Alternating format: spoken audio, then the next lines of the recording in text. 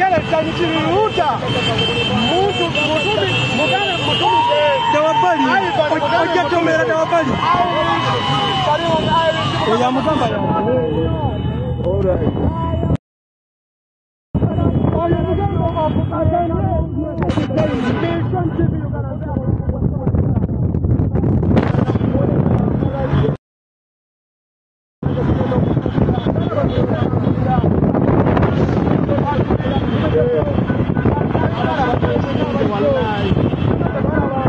Mbera bweto weryo nakola lero mukulembeze Robert Kyagulanyi Ssentamu ng'ayolekera ebitundu eby'ejjinja gy'agenda okuba kampeni ze zisoose wamu n'okutongoza manifesto.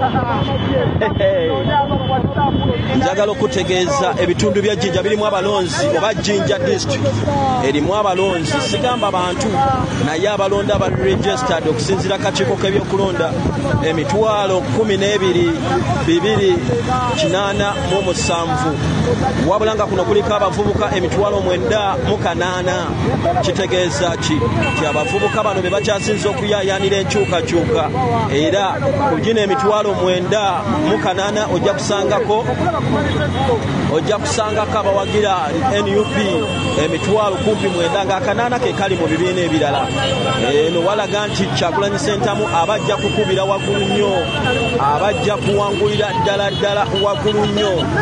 Jjinja district eno muganda wange Jjinja district eyina eyina parish oba emiruka 46 kwedu. Robert Kyagulanyi Ssentamu legeresa abantu tebabawadde muceere tebabawadde t-shirt tebalina kye babasuubiza.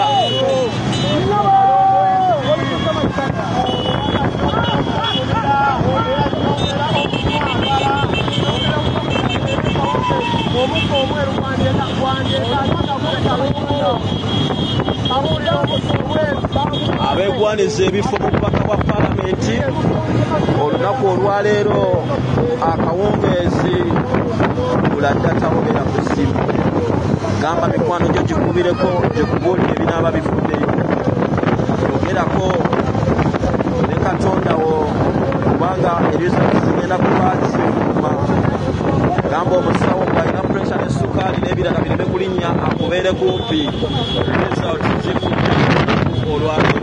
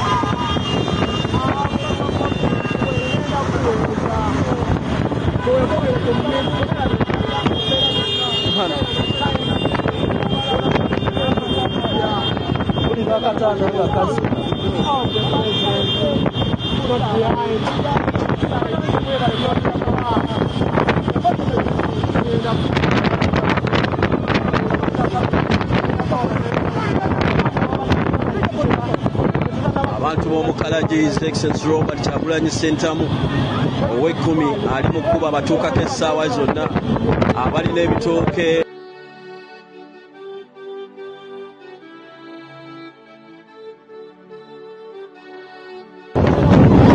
mu bitimbe naye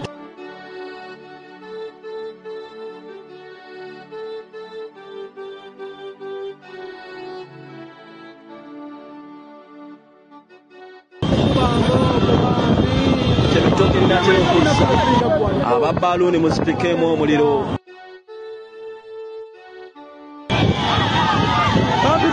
Musabs Fashions tukutuusaako ebiteeteeyi kw'ossa abaya, engatto, ensawo z'abakyala, jackets, jeans n'ebirala. Tusangibwa ku Wilson Street ku kizimbe ekya Sunset Arcade ground floor shop number 2.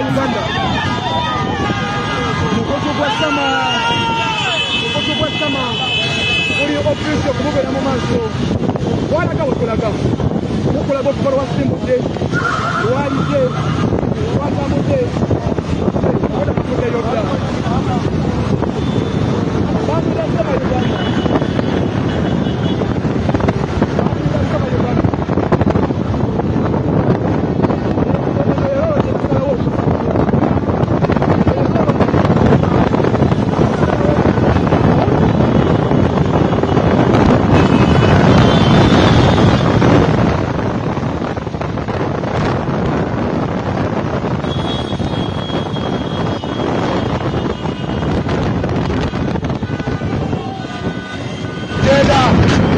Uganda Samani, tukiendelea kule.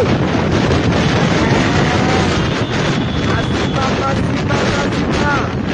Andika rosa, kaambie mazima. Tuna tele hiki na kitu na kau.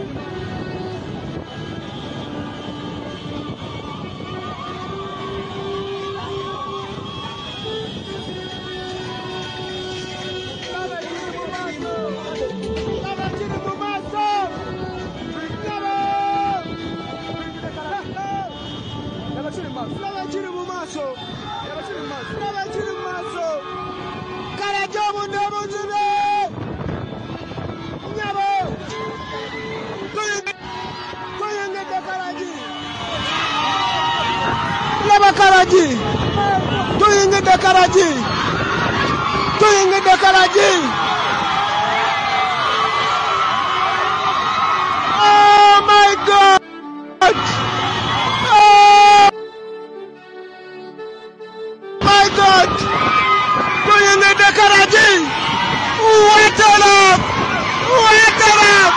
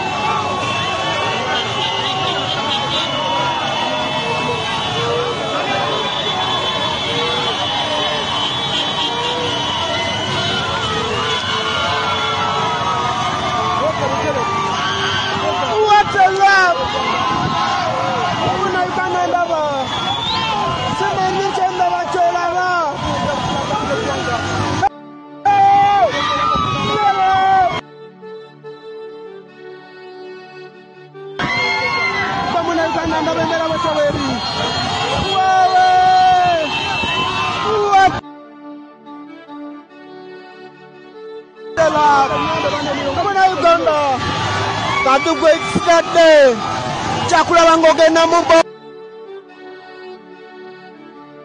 kisi warondo mukule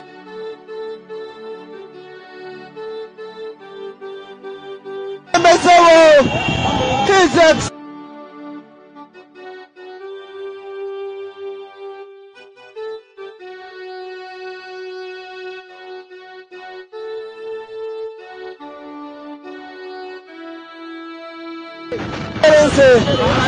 Robert Chagulanyi Center mu mitembo tuli naye abana beidinda mwebale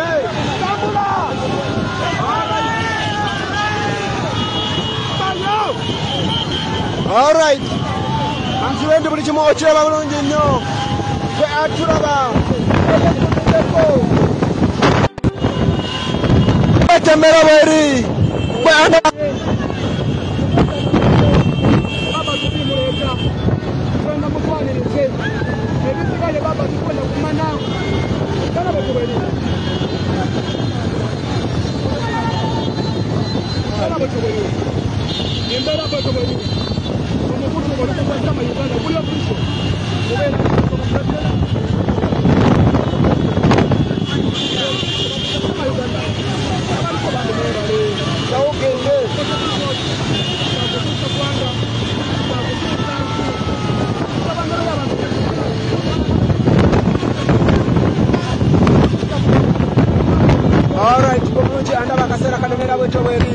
ngabwe nkugambye power bank yange yagudde gwe muna Uganda ndaba ekigana kunterako kasente no muna enezizawo power bank endala embera bwekyo bweri soko balabi kuba batwala kayunga abali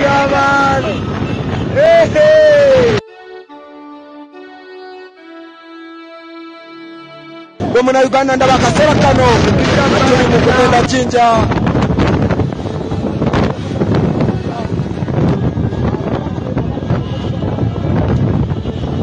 batembera bweri gwe omulungi atoba akasera kano yekomedeko okulaba nga tukuweereza buli kimu.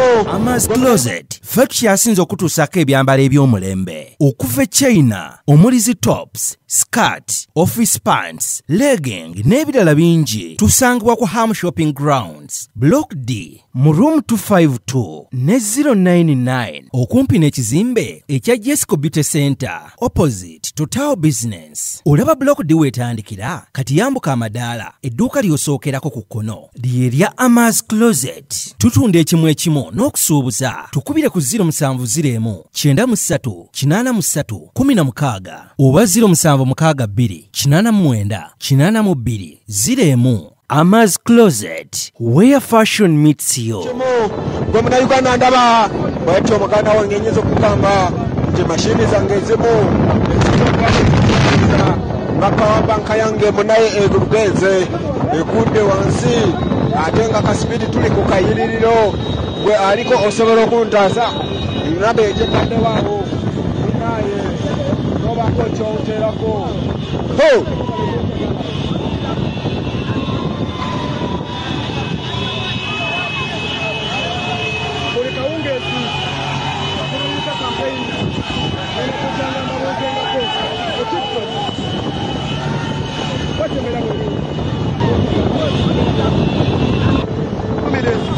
We love you. Jamil's life so cheers. So I'm kutumire. Sabula sabula mama tata sharing a video. Ne mama ali live yo. Mama bamuwe live mu kyalo nti president ali India inkwogera ulire jori n'abatanzi Farida we are so far bananga we are so far too n'abatanzi bina kyakola dereva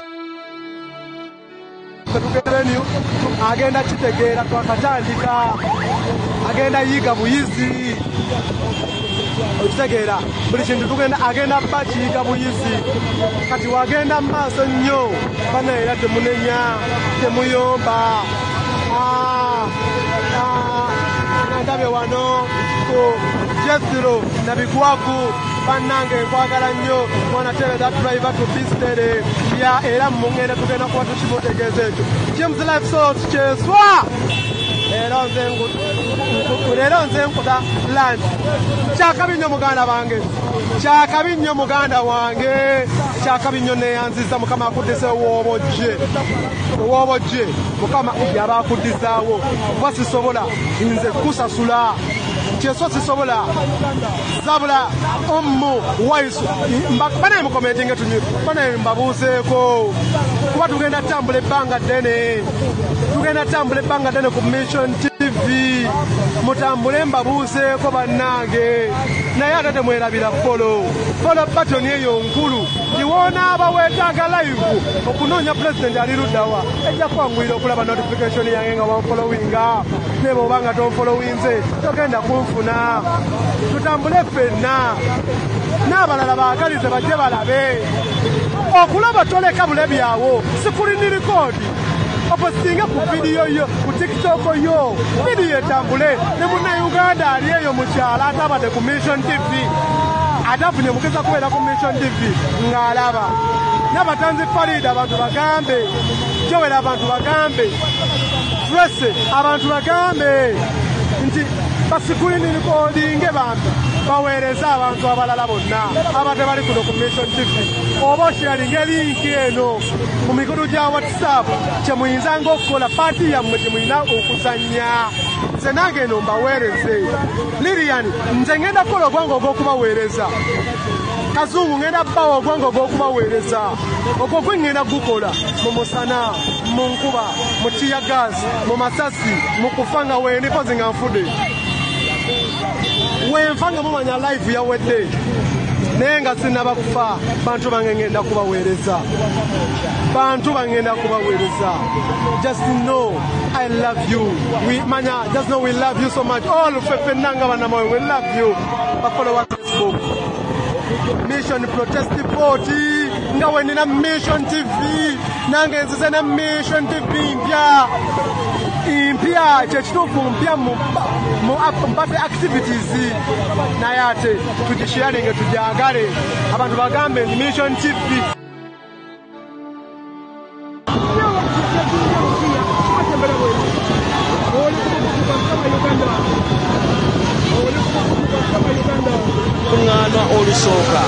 kyali kijjubi era nga bw'okiraba olwaleero nti abantu tuyingidde Nakifuma.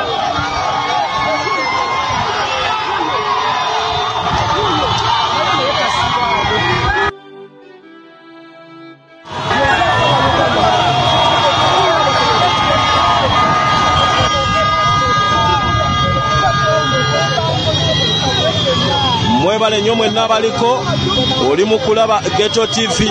Nkugambye poliisi ejja esalasalako abantu naye abantu bangi nnyo nnyo nnyo nnyo nga wowulira. Abantu bangi nnyo nnyo nnyo nga bawulira. Abaana b'e Nakifuma mwebale nnyo, mwebalire ddala kuvaayo okwaniriza omukulembeze wammwe. Mwebale abaana b'e Nakifuma. Ab'e Nakifuma mwebale nnyo, mwebalire ddala.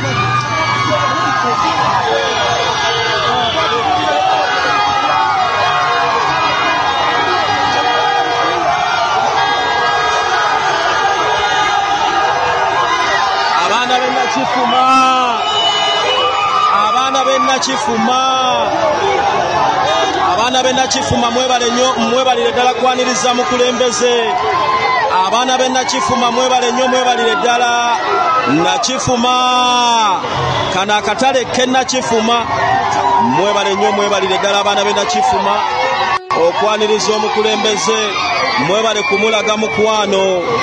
Bano tebabawadde t-shirt, tebabawadde muceere, tebabatisse, wabula abaana baawano bennyini nnyini be bavuddeyo okwaniriza omukulembeze waabwe. Ghetto TV tugenda kuba tukuweereza buli kimu ekigenda mu maaso. Mwebale nnyo, mwebalire ddala Bannayuganda naddala abali diaspora ne mu ggwanga Uganda. Mwebale kubeerako okusheyalinga ssaako n'okugoberera. Wabituwe byali omwaka oguwedde mu myaka gwa 2021 era mukulembeze n'awangula wakati mu maaje yawaggulu ennyo, wabula obuwanguzi bwe ne bufutyankibwa mu ngeri bw'etyo.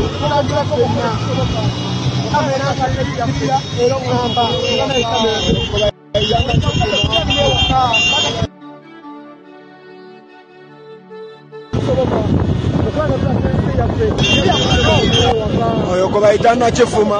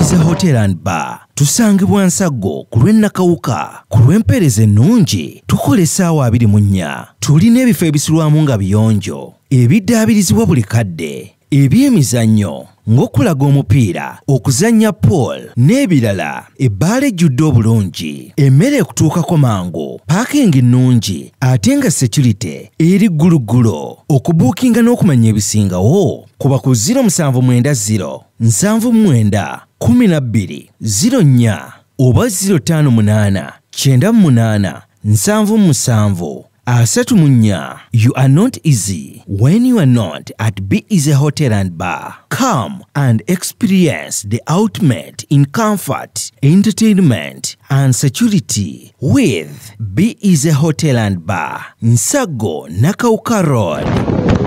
Oh. All right. Gambe muganda wange bawapanka yange enkude naye Kate nyino baweereza.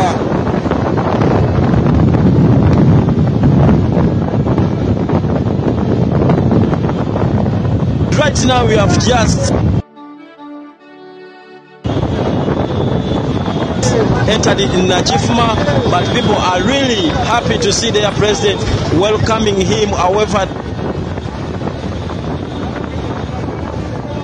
they see him, they have gathered in trading centers while dancing, singing and cheering in the name of Robert Kyagulanyi Ssentamu. Yeah, someone has been asking me how many voters in the Jinja district. The registered voters are 100, youth are 900,000. Those are the youth in Jinja. Mama, I can see the convoy. Wow.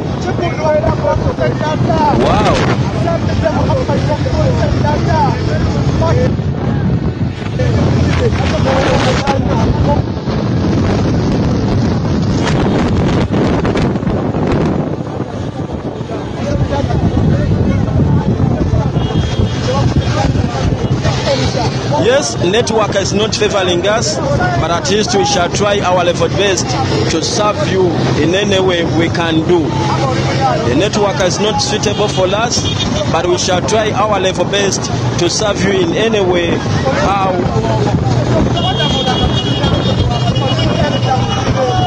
And yet, I shouldn't blame the network because everyone today is on network.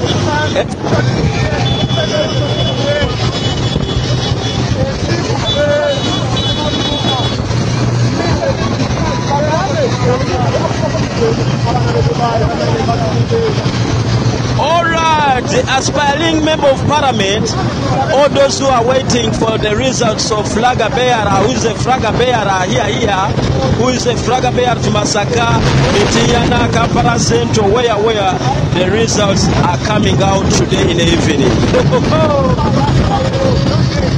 The results are coming out today in the evening. When you are not suitable in healthy ways, you should get your doctor near to you. For those who have cancerers, you should call your counselor next to you so that anytime the results are out when they are not in your favor, the doctor is around to comfort you, the counselor will be allowed to comfort you. But the results are coming out today in the evening. I would like to send my greetings to everyone who has been contesting on the no card or flag. For sure, you are heroes. But the president has requested you to bear any situation that is coming.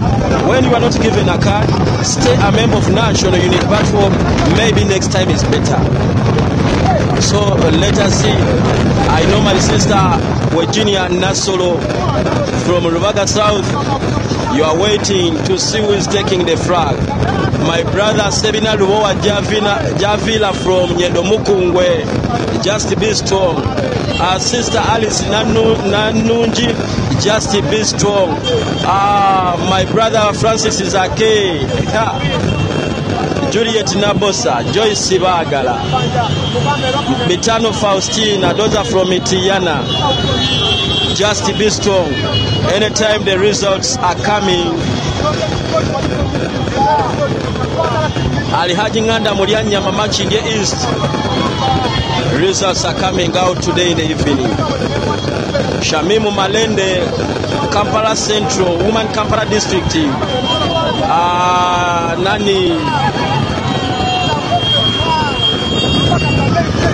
Mama Zahari Kamara, Women Member of Parliament, Kampala District.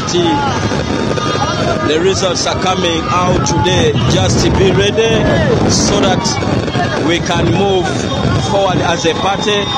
Just bear any results that are coming out.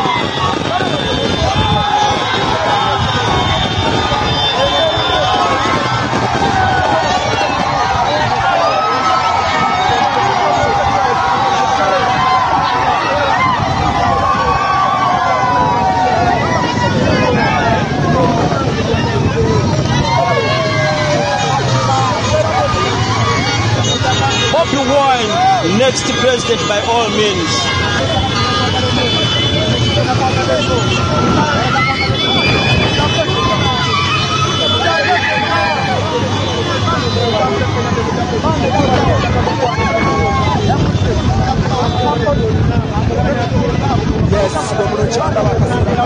All right, tuyisendese abaana b'endese ensonga bazitegeera bulungi nnyo era bawagira wakati mu mukwano at what time for results.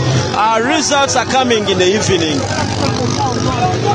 We are in the afternoon now. You just wait in the evening. The results will be out. Just buy your data, be online, tell a friend to tell you. Abendese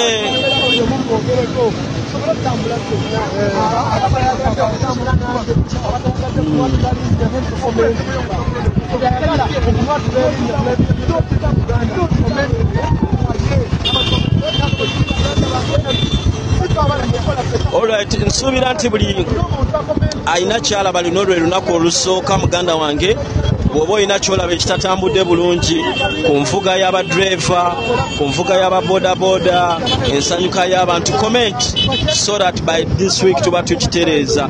Naye nga I think for so far they have tried their level best to be the best. Alright. Nga bwe tutambulako just teekawo buteesi wano omubaka wa parliament gw'oyagala mukusomere ogambe nti nze Makinde East njagala alinganda mu Lyanyama nkusomere erinnya nawe gw'oyagala. Ama's Closet ffe tukyasinza okutuusako ebyambalo eby'omulembe okuva China omuli zi tops, skirt, office pants, legging n'ebirala bingi. Tusangibwa ku Ham Shopping Grounds, Block D mu room 252 ne 099 okumpi n'ekizimbe ekya Jesco Beauty Center opposite Total Business. Olaba Block D wetandikira kati yambuka amadaala edduuka ly'osookerako ku kkono ly'erya Ama's Closet. Tutunda ekimu ekimu n'okusuubuza. Tukubire ku 0701 93 83 16 oba 0762 89 92 01. Ama's Closet, where fashion meets you. New Subs Fashions tukutuusako ebiteeteeyi kw'ossa abaya, engatto, ensawo z'abakyala, jackets, jeans n'ebirala. Tusangibwa ku Wilson Street ku kizimbe ekya Sunset Arcade ground floor shop number 2. Okututuukako va ku Pioneer Mall otambule nga dda ku Arua Park, yisa ekizimbe ekya Wilson 1 oyite ku Health Link Pharmacy. Kati awo weekoma yambuka amadaala gakuyingize ku Sunset Arcade. Awo ng'otutuuseeko. Engoye zaffe tuzijja China, Egypt, Vietnam n'amawanga amalala. Omukyala omwambazi omulungi ayambala naffe. Yino Chikaya College School essomero eryegulidde erinnya mu kusomesa abaana ate ne bayita ssomero lya Dene Boarding mix y'abawala n'abalenzi senior 1 paka senior 6. Balina library, science, kone computer labs byonna bijjudde. Balina arts ne science subjects, co-curricular activities, kone section y'ebyemikono omuli okusiba enviiri, okukanika n'ebirala ebigwa mu kkowe eryo. Omwana n'ava ku ssomero lino ng'ali self contained. Kyewuunyisa ensimbi zaabwe zeze zijja mu nsawo ya buli muzadde. Basange Chikaya Bulenga Mitiana Road okumanya ebisingawo noti 757 mukaganya emwemu 57. Be Easy Hotel and Bar tusangibwa Nsago ku lw'Ennakawuka ku lw'empeereza ennungi tukola essaawa 24. Tulina ebifo ebisulwamu nga biyonjo ebiddaabirizibwa buli kadde, ebyemizannyo ng'okulaga omupiira, okuzannya pool n'ebirala. Ebbaala ejjudde obulungi, emmere ekutuukako mangu, paakingi nnungi ate nga security eri gguluggulo. Okubuukinga n'okumanya ebisingawo kuba ku 0790 79 12 04 oba 058 98 77 34. You are not easy when you are not at Be Easy Hotel and Bar. Come and experience the ultimate in comfort, entertainment and security with Be Easy Hotel and Bar, Nsago, Nakauka Road. Plan B Records ye studio yokka ekuwa ekiri ku mulembe. Oyagala ku recordinga luyimba ku Plan B Records tulikodinga nyimbe z'ekika kyonna nga raga, reggae, kadongo kamu, afrobeat, band music n'ebika bya music byonna eby'enjawulo. Era tukozesa ba producer abalina obukugu. Kati gwalina essomero kwaya naawe omuyimbise kinoomu jangu tukolere oluyimba oluli ku mutindo ku miwendo egy'okuteesa. Plan B Records.